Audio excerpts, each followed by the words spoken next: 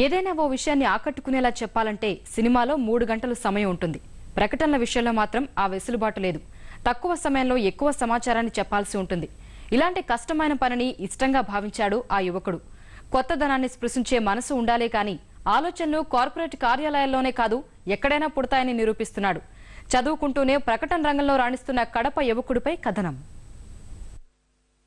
టీవీలో ఇష్టమైన కార్యక్రమం చూస్తున్నప్పుడు ఒక్కసారిగా ప్రకటనలు వచ్చి పడితే ఎవరైనా వెంటనే ఛానల్స్ మార్చేయడం సహజం. తమ కుటుంబ సభ్యులు కూడా అదే విధంగా చేయడం గమనించిన కడపకు చెందిన దీపక్ ప్రకటనలు కూడా వీక్షకులు కట్టిపడేసేలా ఉంటే ఎలా ఉంటుందని భావించాడు. అనుకున్నదే తడవుగా ప్రకటనలు రూపొందించడంపై దృష్టి పెట్టాడు. కళ్లార్పణీయని వాణిజ్య వ్యాపార ప్రకటనలు రూపొందిస్తూ సృజనను ఘనంగా చాటుతున్నాడు.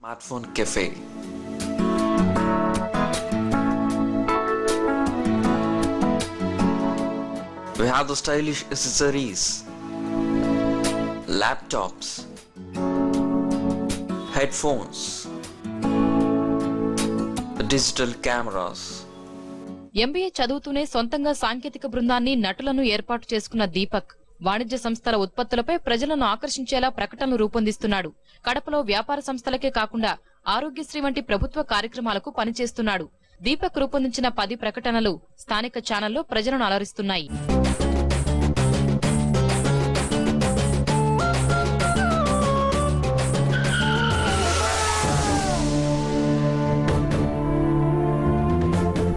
తలకు చాలా పెద్ద దెబ్బ తగిలిందండి.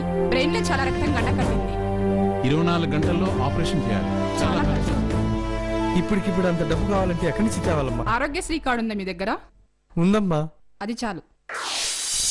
నా ambition is I want to become as a film director, so I want to prove myself.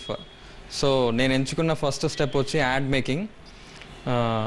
So 2.5 hour movie ఎవరైనా లాగలుగుతారు. సో 1 minute కాన్సెప్ట్ ఏదైతే మనం ఆడియన్స్ డెలివర్ చేసి అట్రాక్ట్ చేయగలుగుతామో that's a very toughest subject. That's why I choose that field. ప్రకటన తయారీ కోసం వ్యాపారులు పెద్ద నగరాల వైపు చూడకుండా దీపక్ తన చిత్రాలతో ఆకర్షిస్తున్నాడు. నేపథ్య గళం సైతం అందిస్తూ మెప్పిస్తున్నాడు. చక్కటి ప్రకటనలు తయారు చేస్తూ వాటిలో తెలుగుకు ప్రాధాన్యం ఇస్తున్నాడు. హాయ్ తాతయ్య. హాయ్ బుజ్జి.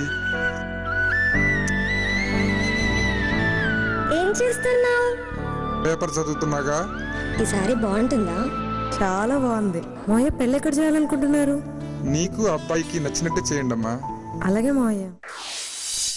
మనం అమౌంట్ పెట్టి మన ప్రోడక్ట్ మనం ఎక్స్పోజ్ చేయాలనుకుంటారు ఎవరైనా హ్యాపీగా. బట్ దాన్ని without having quality and clarity చేస్తుంటే I only felt very sad. ఎవరైనా యాడ్ చూస్తే అది యాడ్ అని ఫీల్ అవ్వకుండా ఏదో సంథింగ్ అని వాడు అలానే చూస్తూ యాడ్ని చూడాలనే కాన్సెప్ట్తో నేను కాన్సెప్ట్ని డిజైన్ చేసుకుంటాను.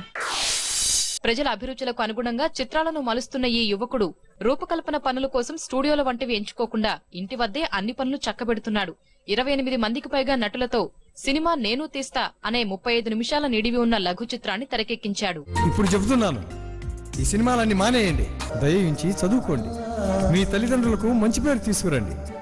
ఏడుపుండి ఏంటో తెలుసా నాన్న? నవరసాలకు బాగున్నాను. వాడు సినిమా అంటూ పిచ్చివాడైపోతున్నాడు సార్.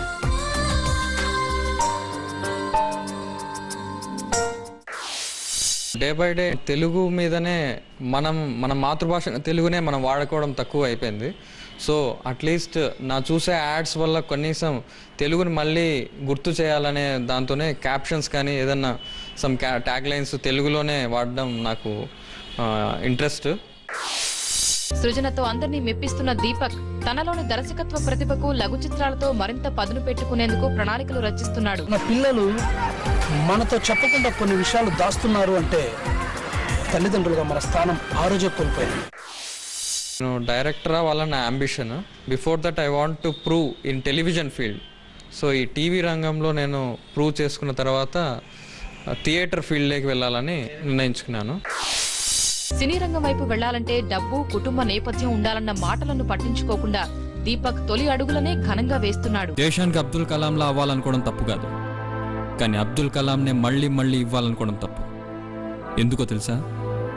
అది మీ పిల్లల కలల్ని హరిస్తుంది. విశాఖ గీతం వర్సిటీ విద్యార్థి కార్నివాల్, నల్గొండ మహాత్మాగాంధీ వర్సిటీలో NSS కార్యకర్తల సందడి వివరాలు చిన్న విరామం తర్వాత చూద్దాం.